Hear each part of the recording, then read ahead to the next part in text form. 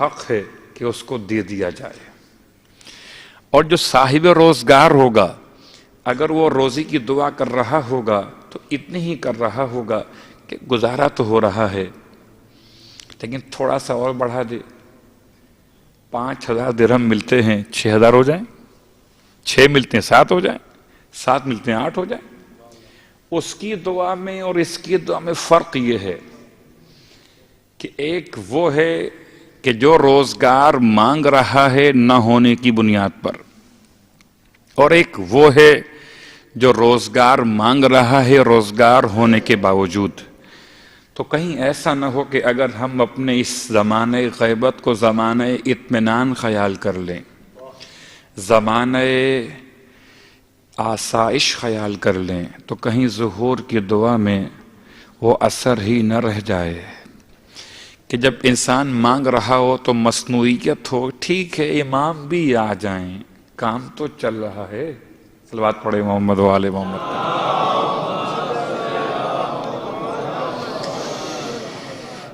اور صرف ایک جملہ تمہید میں اور کہہ دوں، بات تو بڑی مشکل ہے مگر کہنی چاہیے نا.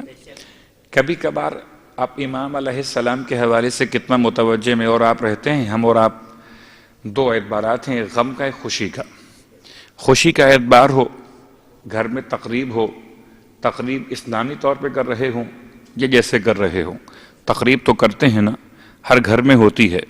اور ہر گھر میں جب کوئی تقریب ہوتی ہے، کوئی پارٹی ہوتی ہے تو اس میں لوگوں کو دعوت دی جاتی ہے.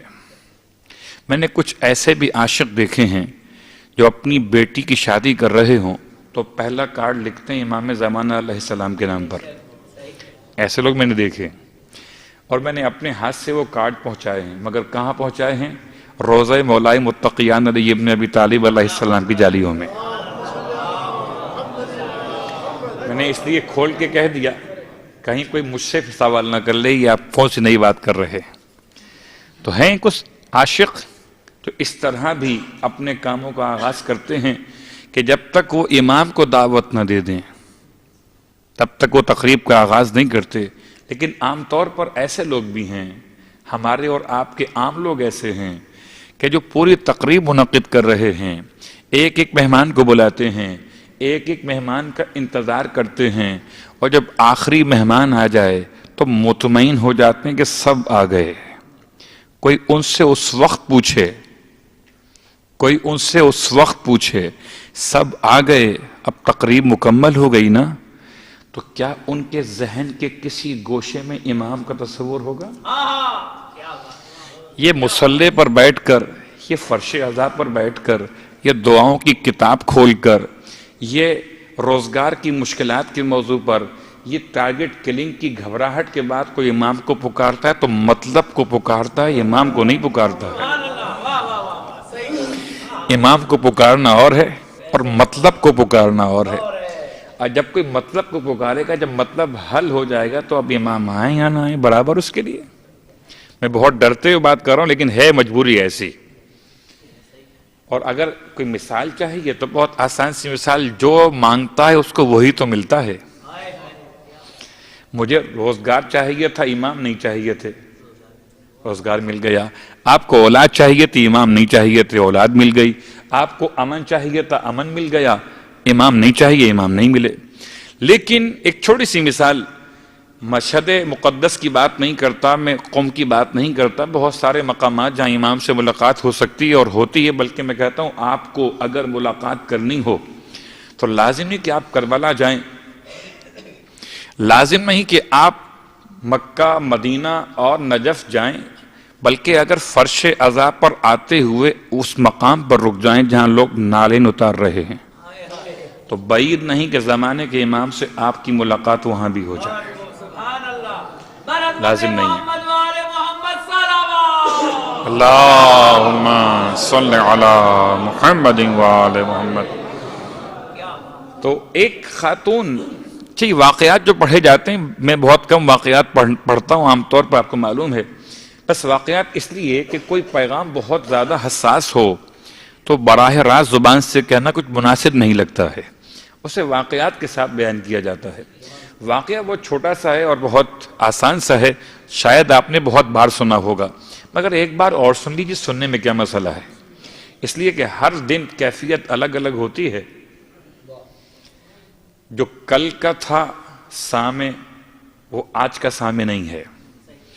جس طرح انسان کے سیلز اس کے جسم میں مر رہے ہیں اور پیدا ہو رہے ہیں، ایسے انسان کی تبدیلی آپ کل سن چکے، قلب کا پلٹ جانا، الٹ جانا۔ انسان کی کیفیت کل اور تھی اور آج اور ہے، اور اسی کیفیت کے ساتھ اس واقعے کو ہم سنتے جس میں مسجد مقدس، مسجد اعظم امام زمان علیہ السلام جمکران،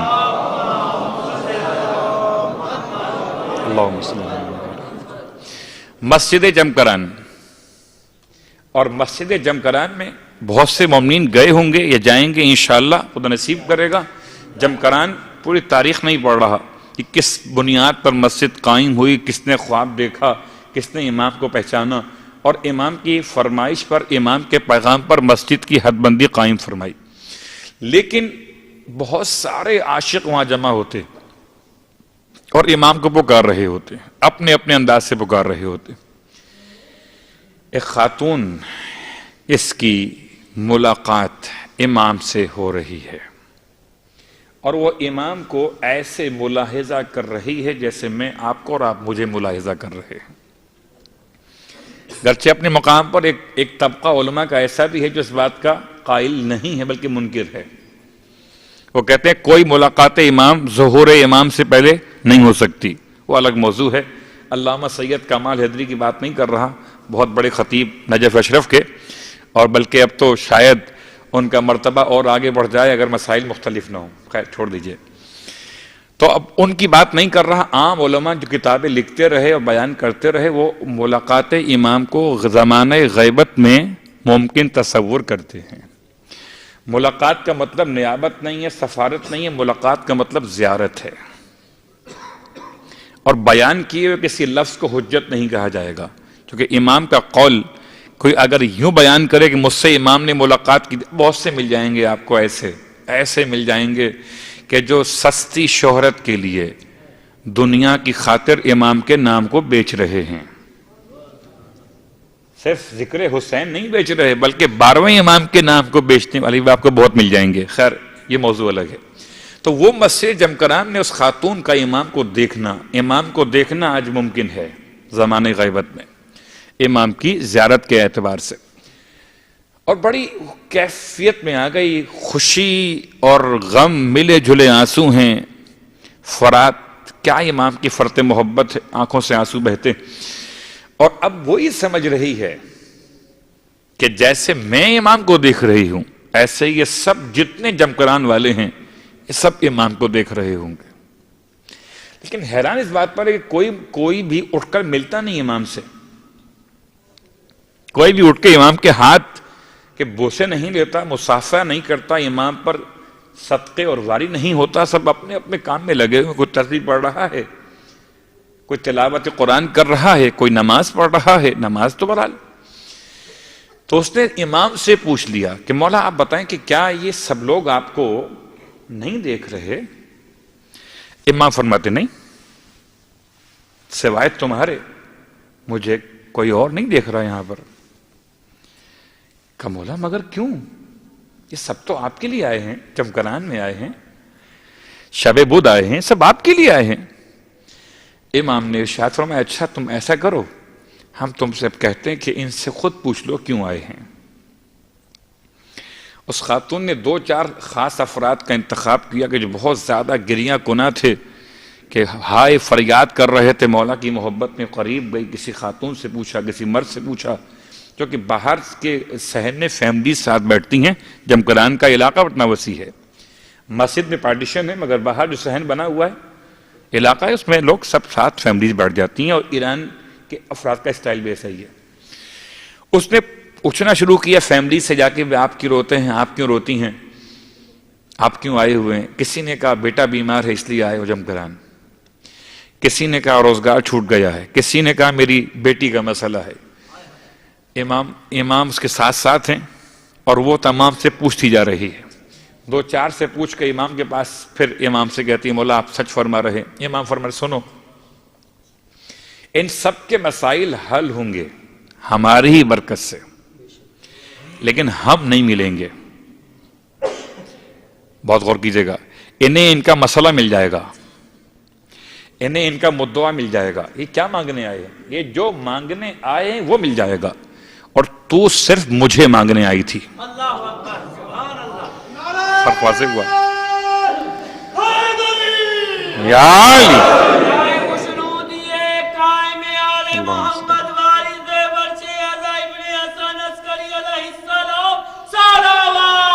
اللہم صلی علی محمد وآل محمد. تب کون امام کو بلا رہا ہے، کون مطلب کو بلا رہا ہے اپنے؟ میرا کام نکل جائے. اچھا کام نکل گیا تو پھر چھٹی. رہ گئی بات کچھ آیات کے حوالے سے، تمہید بہت طویل ہو گئی. تمہید کے ساتھ ساتھ اب دو آیتیں صرف پیش کرتے ہوئے، ایک آیت زمانے غیبت کی یاد میں، ایک آیت زمانے ظہور کے اعتبار سے. وہ ایک معروف آیت جو اب پڑھی جاتی ہے، میں سمجھتا ہوں میں تو خالی ایک دو آیات کو ہی خیال کیا کرتا تھا کہ یہ امام زمان کے بارے میں ہوں گی. اب ایسا لگتا کہ ہر آیت کہتی ہے کہ میں ہوں امام زمانہ کے بارے میں. اگر معرفت انسان کی اور قریب ہو جائے. اب مجھے وہ بات یاد آ رہی ہے آیت اللہ العظمیٰ حسین وحید خراسانی کی. فرماتے ہیں اگر تم امام کو نہیں دیکھ پا رہے ہو، امام کی زیارت تمہیں نہیں ہو پا رہی ہے، اور تم واقعاً امام کے عاشق ہو، تو قرآن کھول کر قرآن کو دیکھنا شروع کر دو. قرآن کی آیتوں کے عکس میں تمہیں امام کا عکس دکھائی دے گا.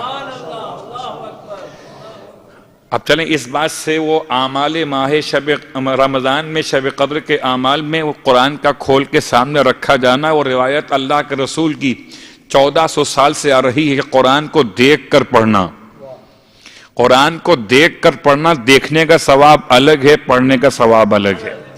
تو آیات کو دیکھنا، یہ آیات خاموش آیات ہیں، مگر غور کریں تو آیات بولتی ہیں، اور آیات بولنے والی وہ ہیں جو اپنی ان آیتوں کو بتاتی ہیں. وَلَنَبْلُوَنَّكُمْ بِشَيْءٍ مِّنَ الْخَوْفِ وَالْجُوعِ وَنَقْصٍ مِّنَ الْأَمْوَالِ وَالْأَنفُسِ وَالثَّمَرَاتِ وَبَشِّرِ الصَّابِرِينَ الَّذِينَ إِذَا أَصَابَتْهُمْ مُصِيبَةٌ قالوا انا للہ وانا الیہ راجعون اولئک علیہم صلوات من ربہم والرحمہ واولئک هم المہتدون. سورہ مبارکہ البقرہ آیت نمبر 155، 156 اور 157. 3 آیتیں ٹھیک بہت معروف ہیں. 3 آیتیں آپ نے بہت سنی ہیں ایصال ثواب کی مجالس کے عنوان میں. آئیے آج ایصال ثواب سے ہٹ کر خود اصل موضوع پر اس کو آیت کو ملاحظہ کرتے ہیں. روایت میں راوی کون ہے؟ راوی کا نام محمد ابن مسلم ہے، اور یہ ایسا راوی ہے جس نے ایک سے زیادہ ائمہ کے دور کو پایا ہے. یہ 5ویں امام کے دور میں بھی ہے اور امام جعفر صادق علیہ السلام کے دور میں بھی ہے. اللہم صلی علی محمد وعجل فرجہ. اور یہ اس امام کی خدمت میں اس آیت کی تعویل سن رہا ہے اور ہم تک پہنچا رہا ہے. وَلْنَبْلُوَنَّكُمْ بِشَيْءٍ مِّنَ الْخَوْفِ. امام فرماتے ہیں شَيْءٍ مِّنَ الْخَوْفِ کا مطلب ترجمہ پہلے کر دیتا ہوں. خدا کا یہ اعلان کہ ضرور لام تاکید اور نون وَنَّكُمْ، نون تاکید ثقیلہ، خود تاکید، 2 تاکید کے ساتھ خدا کہتا ہے ہم آزمائیں گے، تم سب کو آزمائیں گے. بِشَيْءٍ مِّنَ الْخَوْفِ، کچھ تھوڑے سے خوف کے ساتھ، پورے خوف کے ساتھ نہیں، تھوڑے سے خوف کے ساتھ. بِشَيْءٍ مِّنَ بِشَيْءِ الخوف نہیں، بِشَيْءٍ مِّنَ الْخَوْفِ. وَالْجُوعِ، تھوڑے سے بھوک کے امتحان کے ساتھ. اور نَقْصٍ مِّنَ الْأَمْوَالِ وَالْأَنفُسِ، مال کی کمی، جان کی کمی، وَالثَّمَرَاتِ، اور میوہ جات یا اولاد کی کمی. 2 ترجمے اس کے. بشر الصابرین، اور پھر خدا اپنے حبیب سے کہتا ہے حبیب آپ ان کو بشارت دیجئے. کن کو؟ الصابرین، جو صبر کرنے والے ہیں. کہ ان کی پہچان یہ کہ جب ان پر مصیبت آ پڑتی ہے تو وہ کہتے ہیں کہ انا للہ و انا الیہ راجعون اولئک علیہم صلوات من ربہم، ان پر ان کے رب کی طرف سے درود ہے، ان پر ان کے رب کی طرف سے درود ہے۔ یہ بات یاد رہے کہ یہ آیت ایک قرآن کی ایسی آیت ہے جو غیر معصوم پر درود کے بھیجے جانے کو جائز قرار دیتی ہے، غیر معصوم پر، کہ جو صابر ہو صبر میں عصمت شرط، صلوات پڑھے محمد و آل محمد پر۔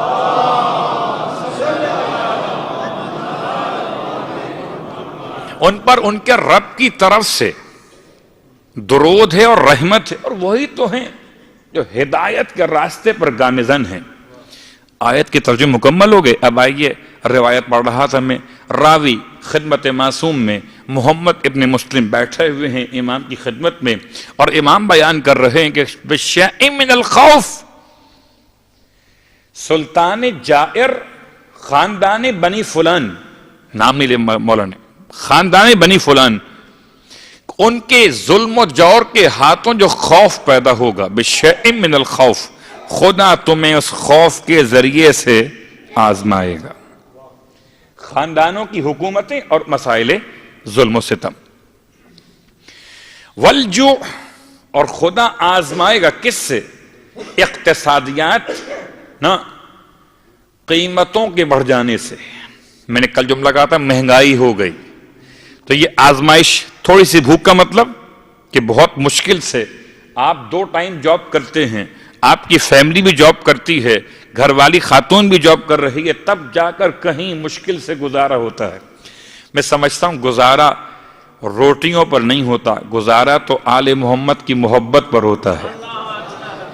روٹی تو کھاتے ہیں اور ختم ہو جاتی ہے، جو ختم ہو جائے اس پہ کیا گزارا ہے؟ گزارا اس پر ہے جو باقی رہتا ہے۔ لوگ سمجھتے ہیں گزارا اس پہ ہو رہا ہے کہ ہم روزی کماتے ہیں، گزارا اس سے ہوتا ہے، گزارا نہیں ہوتا۔ تو خیر بات یہ کہ انسان اس کو پہچانے جو امام فرما رہے، محمد ابن مسلم، ایک امتحان خوف، فلاں خاندان سے آنے والے کسی حاکم کا ظلم، اس کا امتحان، اور اس کے بعد تمہارا دوسرا امتحان کیا ہے؟ بِشَيْءٍ مِّنَ الْخَوْفِ کے بعد جو بھوک، بھوک کا مطلب غلے کا مہنگا ہو جانا، قیمتیں بڑھ جانا، اور کیا قیمتیں بڑھ رہی ہیں، اللہ اکبر۔ وہ آپ خوب سمجھ سکتے ہیں مسائل کیا ہیں، کون سے افراد ہیں کہ جو مافیا بنے ہوئے ہیں، کون سے افراد ہیں کہ جو مافیا بنے ہوئے ہیں ہر ایک فیلڈ میں۔ اب لفظ مافیا خوب پہچان لیجئے، آپ بہت قریب ہے کسی لفظ کے ساتھ، بہت قریب، ہاں، تو یہ مافیا بنے ہوئے۔ تو کتنی مہنگائی، یہ سردی بڑھ رہی ہے پاکستان میں، لکڑی مہنگی ہو گئی، کوئلہ مہنگا ہو گیا، اور بڑے بہانے بنائے جا رہے ہیں، پیسہ پیسہ، کسی طرح جمع کر لے پیسہ۔ اس زمانے غیبت کی مشکل ہے۔ اور امام کے الفاظ، قیمتیں بڑھ جانے سے بھوک بڑھے گی اور تم اس سے آزمائے جاؤ گے کہ انسان 2 روٹی کی بجائے 1 روٹی کھانے پر مجبور ہو جائے گا۔ یہ آزمائش۔ پھر آزمائش فرماتے ہیں نقص من الاموال، مال کی کمی۔ مال کی کمی کیسے ہوگی؟ ارشاد میں مال کی کمی ایسے ہوگی کہ بارشیں بند ہو جائیں گی، زراعت ختم ہو جائے گی، لوگوں کی آمدنی اور مارکیٹس ایسے بیٹھنے لگیں گی، اور آپ خوب سمجھ سکتے ہیں بہت سی مارکیٹسیں بیٹھ چکی ہیں اور پھر اٹھائی جا رہی ہیں، اور بہت سی بیٹھیں گی۔ زمانہ ابھی اپنے آپ کو خود دہرائے گا۔ زمانے ظہور سے پہلے زمانے غیبت میں ابھی وقت باقی ہے۔ میں کل تک کہہ رہا تھا کہ زمانے ظہور بہت قریب ہے، اور آج کہتا ہوں زمانے ظہور قریب نہیں ہے، اس معنی میں قریب نہیں ہے جس معنی میں سوال کیا گیا ہے۔ صلوات پڑھے محمد و آل محمد۔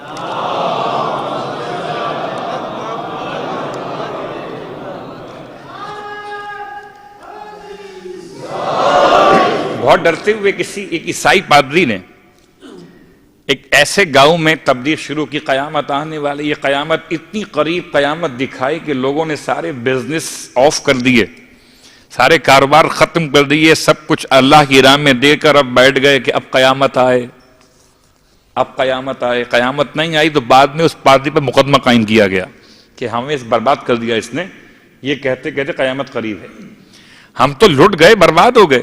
تو میں اس معنی میں نہیں کہہ رہا، میں اس معنی میں کہتا ہوں کہ تیاری مکمل کیجئے. اس سوال میں 2 سوال قرض کے بارے میں ہیں. امام کا ظہور قریب ہے تو کیا قرض لیں؟ واپس کرنے کا موقع ملے گا؟ جواب بڑا آسان سا ہے، جواب بہت آسان سا ہے. قرض دیجئے دینے کی نیت سے. ظہور امام ہو گیا تو پھر اگر وہ قرض ایسا ہے کہ جو آپ کا ہی حق تھا اور حکومت ظلم و جور ہوں، مسائل ہوں دیگر افراد کے، اگر انہوں نے آپ کا حق روکا ہوا تھا تو پھر آپ کا قرض جانے اور زمانے کا امام جانے. وہ بات ابھی آگے آنے والی ہے کہ پھر امام خود وہ قرضہ ادا کریں گے. شخصی قرضہ اگر ہوگا، شخصی قرضہ اگر ہوگا، شخص نے شخص سے لیا ہوگا تو امام ادا کریں گے. اور اگر امام کی ملکیت کا عنوان ہوگا تو پھر تو مسئلہ ختم ہو گیا. پھر امام اتنے مہربان کہ کیا کسی کی ماں مہربان ہوگی. تو اب بات ہو رہی ہے کس کی؟ بھوک کی بات ہو رہی ہے، مال کی کمی کی، اور بات ہے جان کی کمی. قتل ذریع، زال رے یہ عین ذریع استعمال ہوا، ناگہانی اور اچانک عالمگیر موت. اتنے زیادہ افراد مریں گے کہ کفن کم پڑ جائیں گے، اتنے زیادہ افراد مریں گے کہ دفن کرنے کے لیے وقت نہیں ہوگا. ایک کے بعد ایک میت اٹھے گی اور آپ دیکھ رہے ہیں کتنی تیزی کے ساتھ. اچھا بعض علاقے بھی ایسے لگتے ہیں کہ شاید بعض علاقوں میں بھی آثار پیدا نہیں ہوئے، تو شاید آج نہیں ہوئے کل ہو جائیں. اور خدا ان آثار کا میں پھر کہتا ہوں محتاج نہیں ہے. ایک جملہ یاد رہے، جب ہمارے آخری امام دنیا میں آئے تھے نا، اس وقت بھی ان کی والدہ محترمہ کے وجود مقدس پر کوئی آثار نہیں تھے. جو خدا شکم مادر سے شکم دنیا میں اپنی حجت کو بغیر آثار کے بھیج سکتا ہے، وہ خدا پردہ غیبت سے زمانے کے لیے اپنی حجت کو بغیر علامتوں کے بھیج سکتا ہے. قادر ہے، محتاج نہیں ہے. اللہ اکبر، اللہ اکبر، یا رسول اللہ، یا رسول اللہ. ہے یا علی، یا علی. ٹھیک، تو ایک ایک جملہ آیت کا اب مربوط ہو رہا ہے زمانے آخر سے. امام فرماتے ہیں اس کے بعد ثمرات، ثمرات کا مطلب میووں کی کمی، تو پھل خراب ہو جائیں گے، زراعت ناکارہ ہو جائے گی، اور اگر اولاد کی کمی تو کتنے لوگ ذبح کیے جائیں گے. ابھی کل کراچی کی بات ہے، 6 لوگ ذبح کیے گئے، وہ آپ کے علم میں آ چکا ہوگا. اب ذبح کرنا بھی ایسا عمل ہو گیا کہ اس پر تعجب نہیں ہو رہا. جب سوات کا واقعہ شروع میں ہوا تھا تو ایک تعجب ہوا تھا، اچھا کہ انسان ذبح بھی ہوتے ہیں. اب اتنی کثرت کے ساتھ ہوا یہ عمل، اور کہاں کہاں وہ آپ جانتے ہیں کہ اب تعجب نہیں ہو رہا. اور آج کے ذبح کیے ہوئے انسانوں کو دیکھ کر کل کے شمر کو سمجھنا آج آسان ہو رہا ہے. کوئی جہالت کی بنیاد پہ ذبح نہیں کرتا. پھر آج زمانے جہالت تو نہیں ہے نا. ہاں، اس کو معرفت آل محمد نہ ہو، من مات ولم یعرف امام زمانہ ہی فقد مات میتۃ الجاہل، وہ جاہل ہے. خیر، ہماری بات اور آگے بڑھے. اور اب امام فرماتے ہیں بشر الصابرین. اس کی تعویل یہ ہے اے محمد ابن مسلم کہ بشارت دیجئے پیغمبر زمانہ خروج قائم کے ذریعے سے صبر کرنے والوں کو کہ وہ جب آئے گا تو سارے مسئلے حل ہو جائیں گے، خوف ختم ہو جائے گا. دیکھیں ایک ہے پہچان صبر کرنے والوں کی. پہچان کیا ہے؟ انا للہ و انا الیہ راجعون، یہ پہچان ہے. ایک جزا ہے، نہیں ایک عظمت ہے. عظمت کیا ہے؟ کہ ان پر درود ہے، ان پر رحمت ہے، ان کے لیے ہدایت ہے، ہدایت یافتہ ہیں. لیکن جزا کیا ہے؟ کہ جزا یہ ہے کہ زمانے ظہور قائم ہوگا تو پھر مسئلہ خوف ختم. اتنا امن ہوگا، اتنا امن ہوگا کہ اطمینان سے خاتون بھی رات کو نکلے، کوئی خوف نہیں ہوگا. انسان شیر کے پاس سے گزر جائے گا، کوئی خوف نہیں ہوگا. انسان کا پاؤں سانپ پر پڑ جائے گا، سانپ انسان کو ڈسے گا نہیں. بہت غور کیجئے گا، سانپ انسان کو ڈسے گا نہیں، جملہ معصوم کا اتنا امن ہوگا کہ تاریخ میں ایسا امن کبھی آج تک جب سے زمین و آسمان پیدا ہوئے ہوا ہی نہیں ہے۔ اللہم صلی علی محمد وعلی محمد، امن ہوگا، ٹھیک، بھوک ختم ہو جائے گی۔ اب بھوک ختم ہونے کے بہت سارے مسائل بیان کرنے ہیں آج، کہ امام کے زمانے میں کس انداز سے خدا برکتیں نازل کرے گا، کوئی دلیل ہے یا خالی زبانی بات کر رہے ہیں؟ دلیل موجود ہے، کاش کہ وہ آیات پر غور کیا جائے تو دلیلیں سامنے آ جائیں گی۔ سورہ مبارکہ البقرہ آپ نے ملاحظہ کر لی کہ 3 آیتوں میں خدا نے زمانے غیبت کو بیان کیا، اس کی مشکلات کے اعتبار سے۔ اب وہ آیت سورہ مبارکہ الاعراف کی آیت ہے، آیت کا نشان ہے 96، آیت نمبر 96، جس میں ہم اور آپ تلاوت کرتے ہیں تو وَلَوْ أَنَّ أَهْلُ الْقُرَىٰ، اگر یہ قریے والے آمنو ایمان لے آتے، واتقوا تقوی اختیار کر لیتے، لفتحنا علیہم، ہم ان پر کھول دیتے، من برکات السماء والارض، آسمان اور زمین کی برکتیں کھول دیتے۔ ایک آسمان کی برکت ہے، ایک زمین کی برکت ہے۔ تقوی میرا موضوع نہیں فی الحال، موضوع کیا ہے کہ برکتیں کب کھلیں گی، زمانے ظہور امام کیسا ہوگا، زمانے تقوی ہوگا، زمانہ پرہیزگاری ہوگا، گناہوں کا دور دور تک کوئی شائبہ نہ ہوگا، جب ہر غزیرہ جنس کو اس کی خوراک مل جائے گی۔ پھر گناہ کیوں ہوں گے، گناہ ہوتے کیوں ہیں؟ زر کے لیے، زر امام دیں گے، اتنا زر دیں گے۔ روایت ہے اللہ کے رسول کی میرا آخری خلیفہ اتنے دولت کو بانٹے گا کہ دونوں مٹھیاں بھر بھر کے دے گا، ڈھیر لگا ہوا دولت کا۔ کیوں؟ اس لیے کہ خمس اور زکوٰۃ ادا کرنے والے سب ہوں گے، اتنے ہوں گے کہ ڈھونڈیں گے مستحق کو تو مستحق نہ ملے گا۔ آج ڈھونڈتے دینے والے کو، اچھا انہوں نے 50 لاکھ خمس نکالا ہے تو بڑے آدمی ہیں، آج ہم دیکھتے ہیں نکالنے والوں کو، کل ڈھونڈیں گے لینے والوں کو، لینے والا کوئی نہ ہوگا۔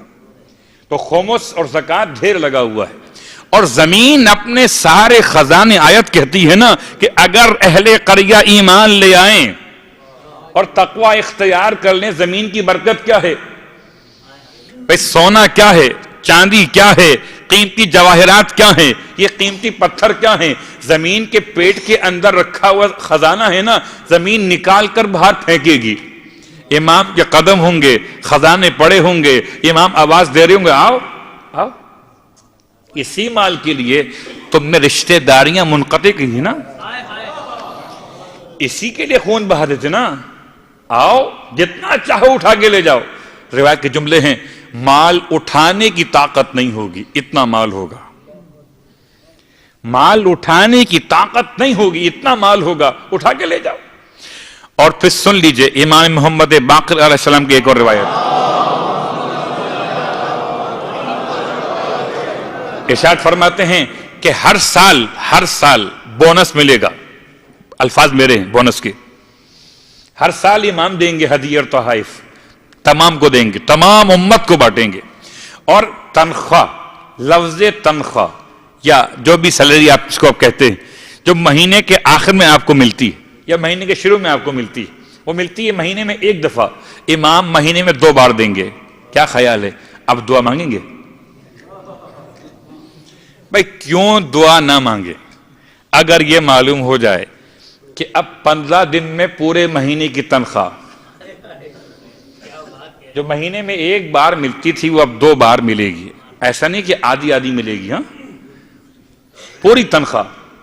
اور وہ تنخواہ کیا انداز ہوگا، کیا دینے کا بانٹنے کا انداز ہوگا کہ امام دینے کے لیے بلائیں گے، لینے والے مولا ہم تو بہت لے چکے، اب جگہ ہی نہیں، کہاں رکھیں گے اسے؟ تو اتنا مال زر اتنا ہو جائے گا جس کی بنیاد پر جنگیں ہوتی تھیں، جب وہ بنیاد ہی ختم ہو جائے گی تو امن کیوں نہیں ہوگا؟ اور رہی یہ بات زمین کی، زر، زمین اور زن چھوڑ دیتے فی الحال، زر اور زمین کے مسائل کیا؟ کچھ باتیں کل اشارے میں کہہ گیا تھا، اور پھر بات یہ ہوتی ہے کہ کوئی بات سے بات نکل آئے تو موضوع پہ کہیں اور نکل جاتا ہے، کیا کیا جائے، مجبوری ہے۔ تو زمین کا مسئلہ، مولا مسئلہ عمرانیات کو کیسے حل کریں گے؟ تو وہ 4 سال اگر ملاحظہ کیجئے، ان 4 سالوں میں معصوم کی حکومت قائم ہوئی ہے، یعنی کہ مولا متقیان علی ابن ابی طالب علیہ السلام کا دور حکومت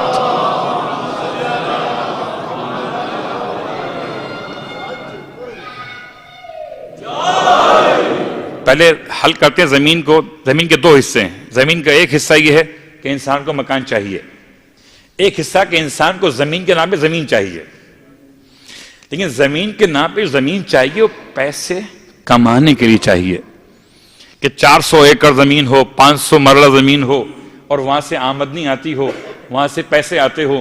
جب زر اتنا مل رہا ہوگا تو جو زر کے عنوان سے زمین چاہیے وہ ختم ہو جائے گا۔ بات واضح ہو رہی ہے؟ اب رہ گئی بات مکان والی۔ امام مکان کے مسائل کو کیسے حل کریں گے؟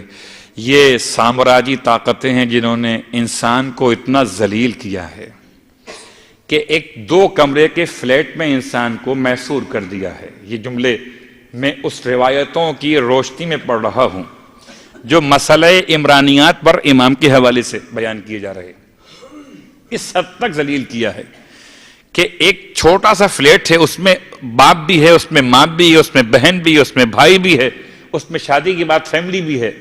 اس حد تک انسان کو محدود کر دیا کہ اس کی سوچ ختم ہو گئی۔ جو فلیٹ میں رہتا ہے اس کی سوچ کیسے بڑی ہو سکتی ہے؟ مکان چھوٹا ہے، ذہن کیسے بڑا ہوگا؟ آپس کی چپلش ہے، ایک واش روم کے مسائل ہیں۔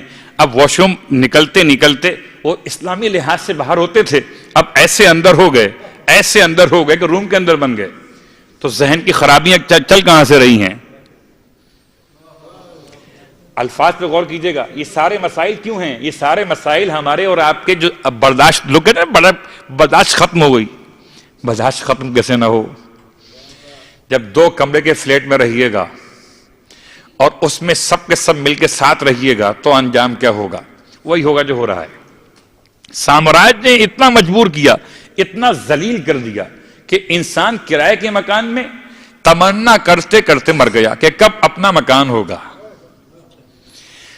امام نے مکان کے مسئلے کو حل کیا اس وقت جبکہ امام کی حکومت تھی 4 سال، وہ دور، وہ پہلا امام، اور آپ حل کر رہے تھے مسئلہ مکان کو۔ تاریخ کے جملے ہیں، کتاب کے الفاظ ہیں، علماء نے لکھا ہے کہ مولا کے 4 سالہ دور میں کوئی شخص کرائے کے مکان میں نہیں تھا، سب کا اپنا اپنا مکان، سب کا اپنا اپنا مکان ہو چکا تھا۔ تو کوئی ایسا طریقہ بتائیے کہ اپنا اپنا مکان سب کا ہو جائے، کیسے ممکن ہے یہ؟ تو آئیے، ایک اسلامی قانون ہے جو اب تک اپلائی نہیں ہوا سوائے اس دور کے جو امام نے اپلائی کیا تھا۔ الارض للہ ولمن امرہا، زمین خدا کی ہے اور اس کی جو زمین کو آباد کر دے۔ بہت غور کیجئے گا، زمین اللہ کی ہے، خالق وہ ہے نا، وَلِمَنْ أَمَّرَهَا، اور جو زمین کو آباد کرتے زمین کا مالک ہے۔ کوئی بلدیہ امام کے زمانے میں نہیں ہوگی، کوئی سٹی گورنمنٹ، صلوات پڑھے محمد والے محمد۔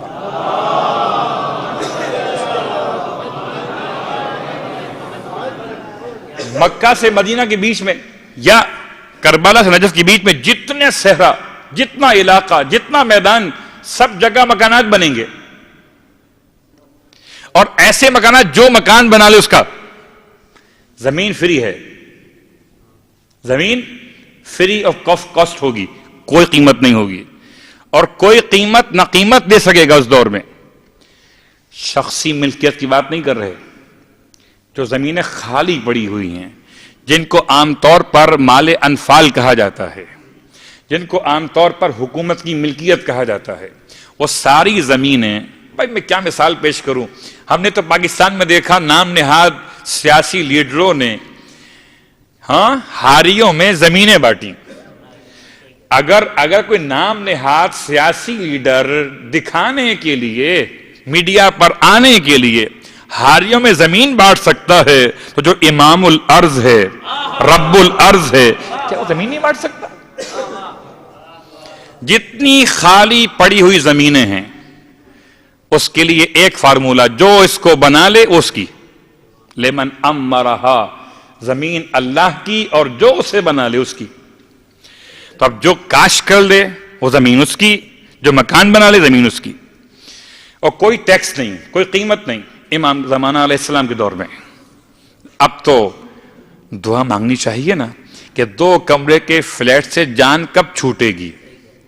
اب جب اپنے گھر میں جائیے گا تنگی محسوس کیجئے گا تو پھر امام کی آمد کی دعا مانگیے گا کہ یہ مسئلہ حل کب ہونے والا ہے۔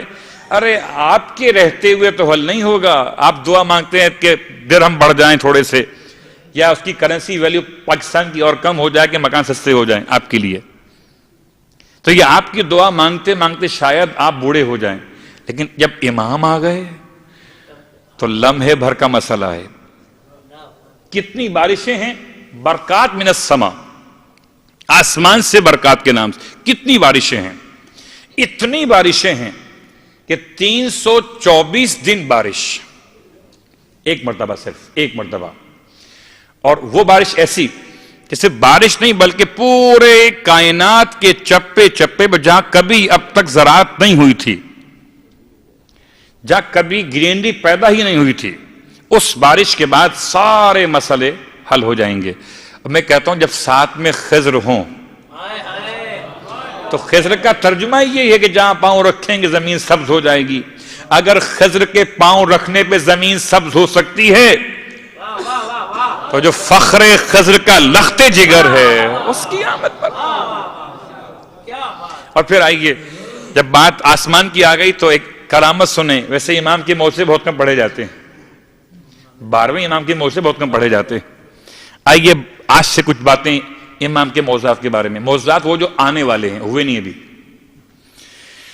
سید حسنی، یہ روایت کس کی ہے؟ امام جعفر صادق علیہ السلام کی، سید حسنی۔ شاید کہیں آپ کو مل جائے مولا متقیان کے عنوان سے بھی۔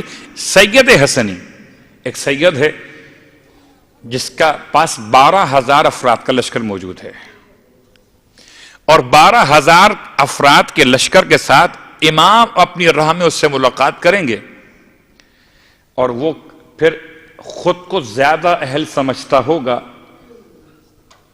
اس کا اقتدار کا۔ جب امام سے ملاقات ہوگی تو امام سے پوچھے گا آپ کون؟ امام تعارف کرائیں گے، دلیل کیا ہے؟ کہ میں آپ کو مان لوں، سب کچھ ٹھیک ہے، دلیل کیا آپ کے پاس؟ جب حباب والبیہ آئے گی تو پتھر لائے گی، امام مہر لگا دیں گے، یہ سوال کر رہا ہے دلیل کیا ہے؟ امام فرمائیں گے دلیل، اچھا سید ہم تمہیں دلیل دیتے ہیں۔ اشارہ فرمائیں گے آسمان پر پرواز کرتے ہوئے پرندے کو، اور امام کے دستے مبارک پر آ کے بیٹھ جائے گا۔ بھائی بات بڑی آسان سی ہے، پرندے کے مسئلے پرانے ہیں، پرندے کے مسئلے پرانے، پرندہ جب بھی ہے تو عاشق آل محمد ملا ہے۔ کہ کبھی حضرت سلیمان ابن داؤد علیہ السلام کے تخت پر اگر سایہ فگن تھے پرندے، تو جیسے حکومت، اب وہ جملہ پڑھ رہا ہوں جو صاحبان علم نے اپنی مجلس میں پیش کیا، ولایت کا مطلب ایسی حکومت، حکومت نہیں ایسی حکومت، حکومت نہیں جو حکومت حد بندیوں میں رہتی ہو، کہیں ہو کہیں نہ ہو، کبھی ہو کبھی نہ ہو، وہ نہیں، حکومت ایسی جو انسانوں پر، جنوں پر، فرشتوں پر، چرند پر، پرند پر، فضاؤں پر، جیسے سلیمان نبی کی حکومت تھی، یہ حکومت امام زمانہ علیہ السلام بلائیں گے اشارے سے، آ جاؤ، پرندہ آ جائے گا۔ پرندے کے آنے کی بات، وہ آ کر امام کے ہاتھ پہ بیٹھے گا، اور امام اس سے فرمائیں گے بتاؤ میں کون ہوں، اور پرندہ بس زبان فصیح کلام کرے گا، اور سید کو بتائے گا سید یہی تو ہیں۔ میں کہوں پرندہ اب نہ بھی بولے، بلانے پر آ تو گیا۔ پرندہ انسان سے اچھا ہے، اس انسان سے جو امام کے بلانے پر بھی نہیں آئے گا، اور ماضی کی بات چھوڑ دیں، ورنہ تو بات بہت آگے نکل جائے گی. بہت سے ایسے تھے جو رسول کے بلانے پر نہیں آئے، تو جو ان سے تبرہ کرتے ہیں خیال کریں ایسا نہ ہو خود بھی اس تبرہ میں شامل ہو جائیں. امام بلائے تم نہ جاؤ. دلیل دوں، ایک اور دلیل موجود ہے. جناب سلمان اور مولا متقیان علی ابن ابی طالب علیہ السلام کی خدمت ہے.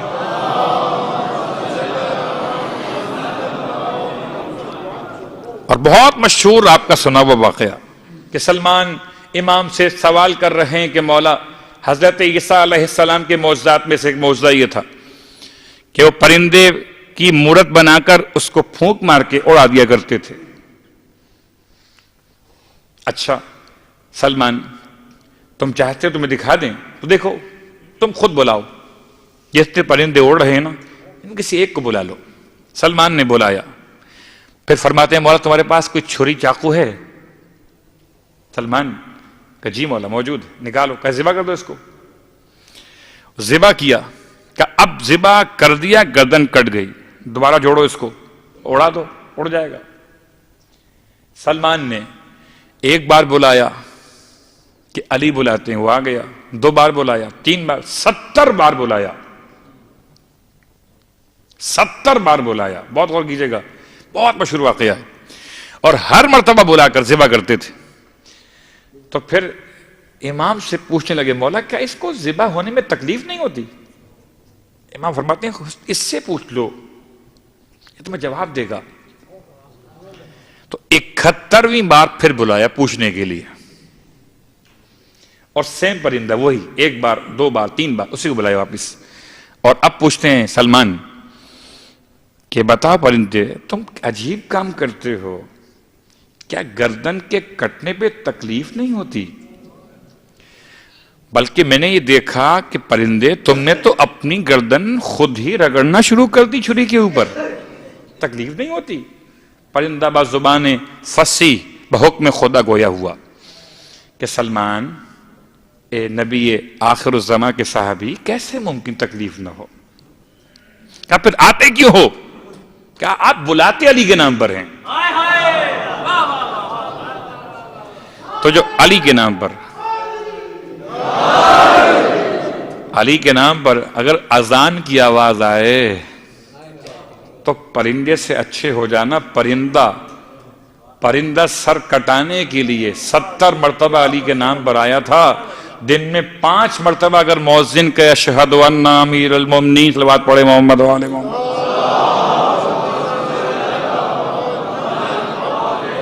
آؤ گے نا علی کے نام پر؟ آؤ گے نا علی کے نام پر؟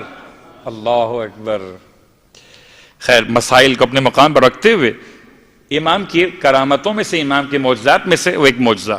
پھر سید حسنی، برکت دیکھی آسمان کی. پرندہ آ کر امام کے ہاتھ پہ بیٹھتا ہے، امام اس سے بات کرتے ہیں، وہ گواہی دیتا ہے. پھر امام ایک سوکھی ہوئی لکڑی کو اٹھائیں گے اور بالکل سخت ترین زمین بنجر میں گاڑ دیں گے، اور جیسے ہی گاڑیں گے فوراً ہی ایک تازہ ترین پودے کی شکل میں نمودار ہو جائے گی. اب دیکھو زمین کو، اب دیکھو پودے کو. پھر اٹھائیں گے پتھر کو، اپنے ہاتھ پر رکھیں گے اور پتھر ایسے ہو جائے گا جیسے موم، جیسے چاہیں گے اس سے موڑ دیں گے. سید حسنی امام کے کرامتوں کو دیکھ کر ایمان لے کر آئے گا. ہاں آپ ہی مہدی ہیں، آپ ہی تو مہدی ہیں. اور امام اسے پھر اپنے لشکر کا مقدمۃ الجیش قرار دیں گے. 12,000 امام کے لشکر کی تعداد بڑھ رہی ہے. 313 آپ نے سنی ہے، اس کے بعد بڑھتے بڑھتے 10,000 تک پہنچی، اور یہاں تک کہ بعض علماء نے 1,00,000 تک تعداد کو بیان کیا ہے لشکر امام کا. اور امام کی سواری کو بیان کرتے ہیں ایک جملے میں. معصوم فرماتے ہیں جناب شعیب علیہ السلام کو سواری کا مسئلہ تھا، اور جناب شعیب علیہ السلام نے خدا سے التماس کی، پروردگار سواری چاہیے. کہ 2 طرح کی سواریاں پیش کی گئیں، ان میں سے جو چاہو منتخب کر لو. ایک سواری تھی نرم بادل، ایک سخت بادل. حضرت شعیب علیہ السلام نے نرم بادل کو اختیار کیا تھا. امام فرماتے ہیں ہمارا آخر میں جو قائم آئے گا وہ سخت بادل پہ سوار ہوگا. بہت غور کیجئے گا، یہ کل تک کی بات تھی جو بادل سے سمجھائی جا رہی تھی. آج جب پرائیویٹ چارٹرڈ طیارے شخصی استعمال کے لیے بنائے جا رہے ہیں کہ جن کی آواز جن کا ایندھن کا مسئلہ، جن کی چمک لائٹ کے اعتبار سے، امام کے اعتبار سے وہ جملہ استعمال ہوا کہ سخت بادل جس میں بجلی کی کڑک ہو، جس میں بجلی کے انداز سے آوازیں ہوں اور شور ہو، ایسی سواری امام زمانہ علیہ السلام استعمال کریں گے. وہ بادل پہ سوار ہو کے چلیں گے. اللہ اکبر. اور اب صرف ایک چھوٹا سا جملہ بادل کے بارے میں. بادل خدا نے بنایا ہے، ایئر کرافٹ انسان نے بنائے ہیں. ایئر کرافٹ جب بھی بادلوں کے بیچ میں آ جائیں، اب میں پوری تفصیل نہیں پڑھ رہا کہ کون سے بادل کی قسم کون سی ہے اور ایئر کرافٹ کے سینسر کب کام کرتے ہیں اور کب جہاز کو اس سے دور کرنا چاہتے ہیں، اور جب کبھی جہاز ان بادلوں سے قریب ہو جائے برباد ہو جاتا ہے. امام کی سواری بادل، امام کا لباس، امام کی تلوار. آپ سن چکے امام کا لشکر، اور آج وقت ختم ہو رہا ہے، باقی باتیں کل. اب رہ گئی بات خواتین کا، جو امام کے لشکر میں شمولیت کا مسئلہ. اس میں امام کی روایت ایک اور نام ملا، اور وہ نام ہے رشید حجری کی بیٹی.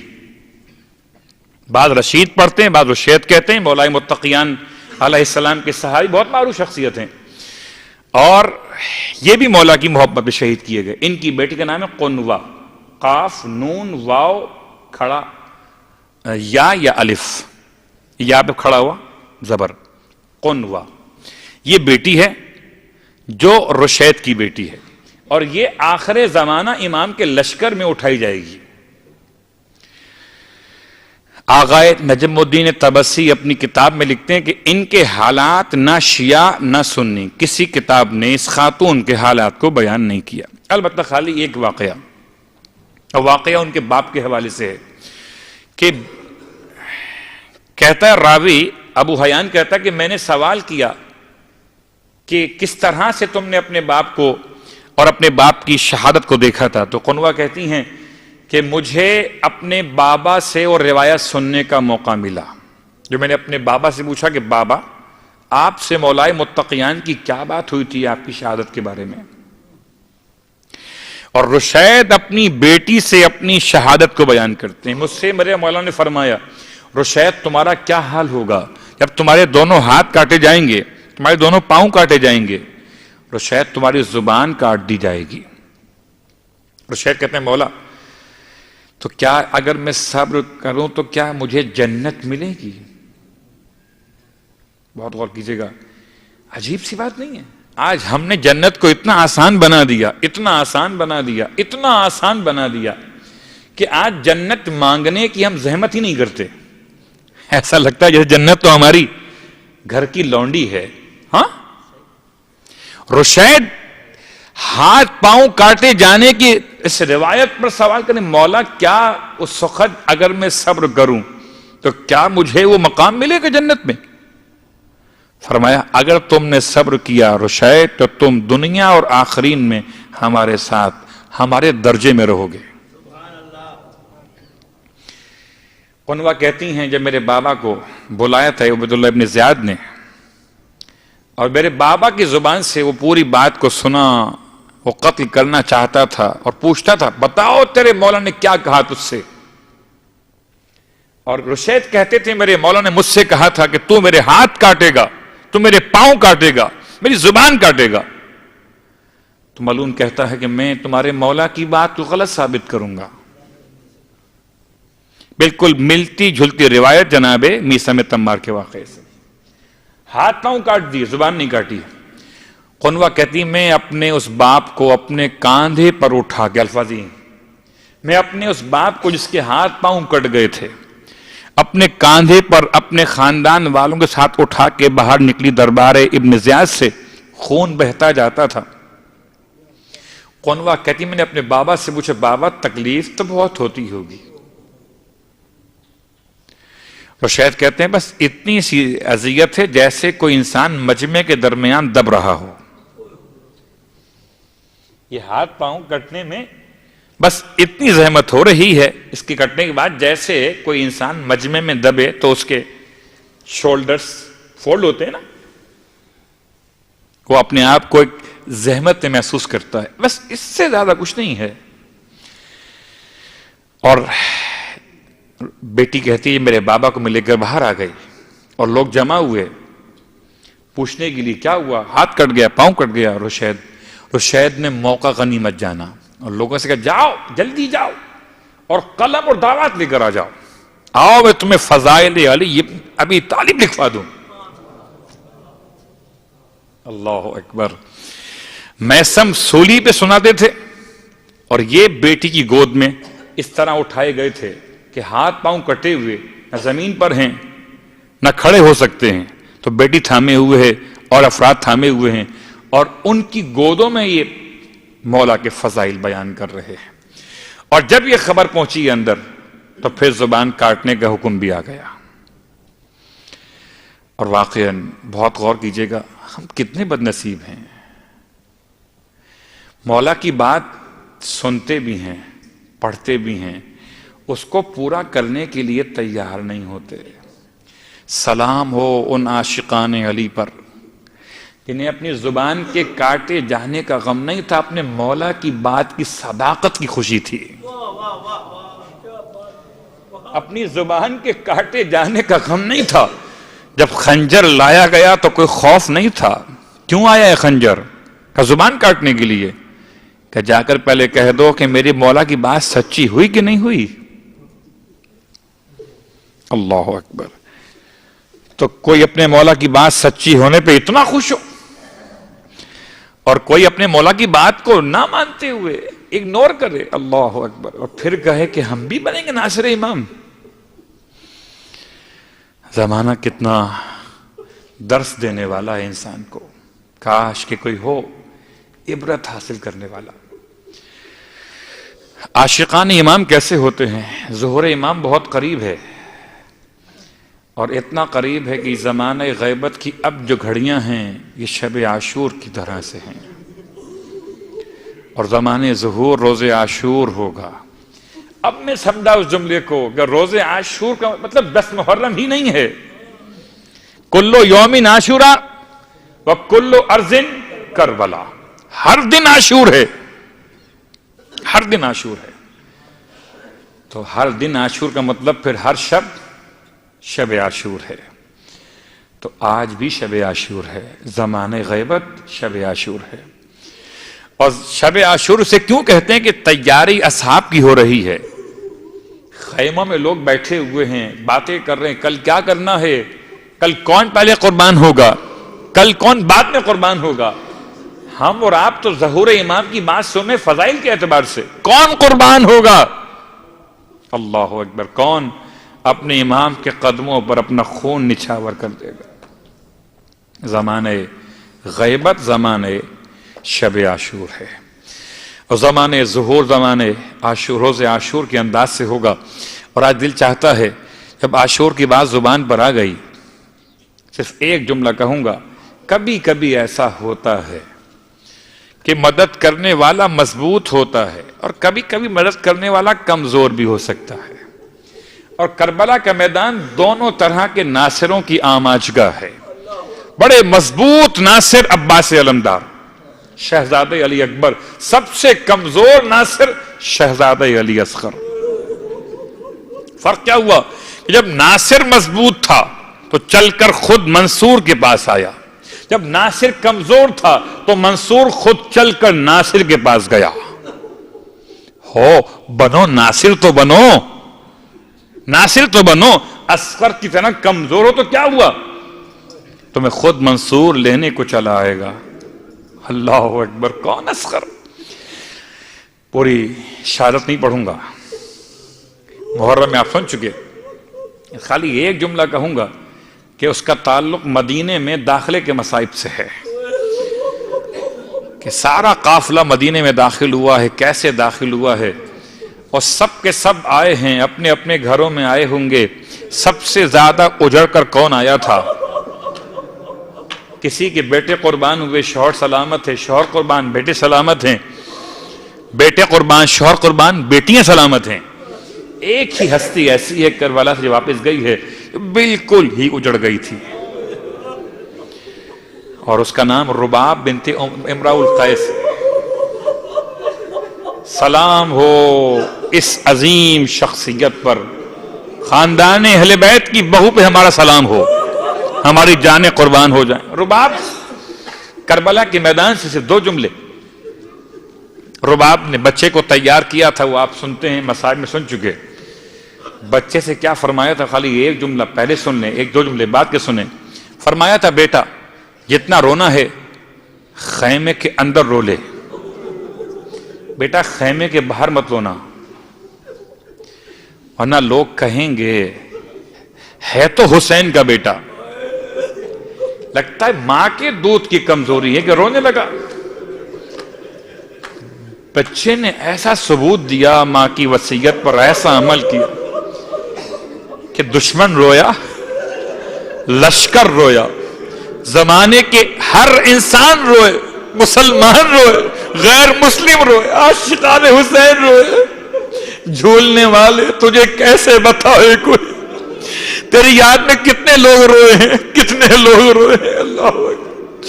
اصغر نہیں رویا میدان کربلا میں، اصغر نہیں رویا. اور میں اب آپ سے پوچھتا ہوں، جب اصغر نہیں رویا تو کیا اصغر کی ماں روئی ہوگی؟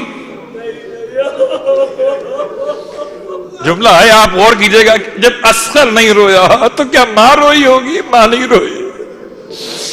ہاں میرا مولا، تقاضا بشریت کا مسئلہ ہے، ماں کو تسلی دینا ہے. کہتے ہیں کہ امام اصغر کی لاش کو لے کر آئے تھے. خیموں کا انداز ایسے ہے کہ خیمے اہل بیت کے، اصحاب کے خیموں کے حصار میں ہیں، اور امام اس احاطے میں کہ جہاں خواتین آ سکتی ہیں، جو خیمہ اہل بیت کا علاقہ تھا، وہاں پر لے جا کر بچے کی قبر کو بنایا تھا. امام ذوالفقار سے قبر کھودتے جاتے تھے. رباب کو ساتھ میں لیا ہوا ہے، رباب کو ساتھ میں لے کر آئے ہیں. جب بچے کو قبر میں لٹایا، اور ایک قبر میں لٹایا کہ آرام کرو، بس یہی گہوارہ ہے. مٹی ڈالی گئی. امام نے اپنے ہاتھوں سے کسی پر مٹی نہیں ڈالی، امام نے اپنے ہاتھوں سے کسی کی قبر نہیں بنائی سوائے اصغر کے. قبر بناتے جاتے، اور جب دفن کر چکے تو پانی نہ تھا، تو شہد چھڑکتے مزار پر، آنسو ٹپک پڑے اللہ دے شیر خوار پر. امام نے رخسار رکھا، ننھی سی قبر پر اتنا روئے، اتنا روئے. رباب سے فرماتے، رباب دیکھو میں بچے کا باپ ہوں نا، مجھے کتنا صدمہ ہے، کتنا صدمہ ہے، میرے آنسو بہتے ہیں. رباب نے ہاتھ جوڑ دیے، مولا مولا میں بچے کی ماں ہوں، مولا مولا میرا اصغر قربان ہو جائے تو ہو جائے، مولا مولا آپ آنسو نہ بہائیے، میرا اصغر اتنا قیمتی نہیں ہے، آپ کے آنسو زیادہ قیمتی ہے. مولا مولا رباب بچے کی ماں ہے، مولا رباب کہتی ہے اصغر قربان ہو گیا مگر آنسو نہ بہائیے. اجرکم اللہ. بچے کی حالت تو آپ نے پڑھی ہے نا، آپ نے سنی بھی ہے. اور اب آئیے، یہ رباب کون ہیں؟ بچے کی قبر سے اٹھی ہوں گی، امام کے ساتھ ساتھ اپنے خیمے میں آ گئی ہیں. بچے کی لاش کو دیکھ کر ایک جملہ تاریخ نے بیان کیا ہے، بچے کی کٹی ہوئی گردن ایسی تھی کہ آج میرے لیے پڑھنا ممکن نہیں ہے. ماں نے دیکھ کر ایک جملہ کہا تھا، نہ آنسو بہائے تھے، نہ فریاد کی تھی، بس اتنا فرمایا، بنیا آپ مثلوں کا تنہر، بیٹا کیا تجھ جیسے بچے نہر بھی کیے جاتے ہیں. ارے ہائے کربلا، ایک قبر یہ تھی، ایک قبر زندان شام میں سکینہ رباب کی بیٹی. رونے والوں، رباب جب کربلا آئی تھی نا، رباب جب کربلا آئی تھی نا، ان کے دونوں ہاتھ بھرے ہوئے تھے. ایک ہاتھ میں گود میں اصغر لیا ہوا ہوگا، ایک سے سکینہ کی انگلی تھام کے رقیہ کو ساتھ لے کے آئی ہوں گی. جب رباب واپس گئی، دونوں ہاتھ خالی ہو چکے تھے، مگر رباب نہیں روئی، نہ سکینہ پر روئی ہیں، نہ اصغر پر روئی ہیں. رباب کب روئی ہیں؟ رباب کب روئی ہے؟ بہو ہے نا، خاندان کی بہو ہے، سب کے سامنے نہیں روئے گی. کیسے چپکے چپکے روئی ہے؟ جب اپنے وارث کی لاش کو بے گور و کفن دیکھا. ارے کچھ اپنی زبان کوئی پہچان نہ پایا، کوئی پہچان نہ پایا کہ رباب نے امام کی لاش سے کیا باتیں کی ہیں۔ البتہ اس کا اظہار کب ہوا؟ اظہار جب ہوا جبکہ کربلا سے کوفہ و شام تک قافلہ جہاں جہاں سے گزارا گیا قیدی روکے جاتے تھے۔ کبھی ایسا بھی ہوتا تھا قیدیوں کے لیے سایہ مل جاتا تھا تو سارے قیدی سائے میں بیٹھ جاتے تھے، اکیلی رباب دھوپ میں بیٹھ جاتی تھی۔ کربلا، کوفہ و شام، زندان شام، رباب دھوپ میں۔ قافلہ واپس کربلا آیا رہائی کے بعد، پھر قبر حسین پر رباب کا جملہ، شہزادی زینب سے بی بی سب چلے جائیں میں مدینے جا کر کیا کروں گی؟ ارے میرا تو سب کچھ یہیں پہ رہ گیا۔ رونے والوں، قبر حسین سے رخصت بڑا مشکل تھا بی بی کے لیے۔ اور جناب رباب جب آئی ہیں نا مدینے آئی ہے نا، یہ معلوم نہیں ہوا، فیصلہ نہیں ہوا کہ بی بی نے کیا کہا تھا اپنے وارث کی لاش کو دیکھ کر۔ عاشق حسین رباب ایسی عاشق حسین تھی، نہ بچے کا نہ بیٹی کا کوئی غم نہ تھا سوائے غم حسین کے۔ جب مدینے قافلہ آ گیا، ایک سال پورا ہو گیا ہے کربلا سے واپس آئے ہوئے، مدینے میں سال مکمل ہو گیا۔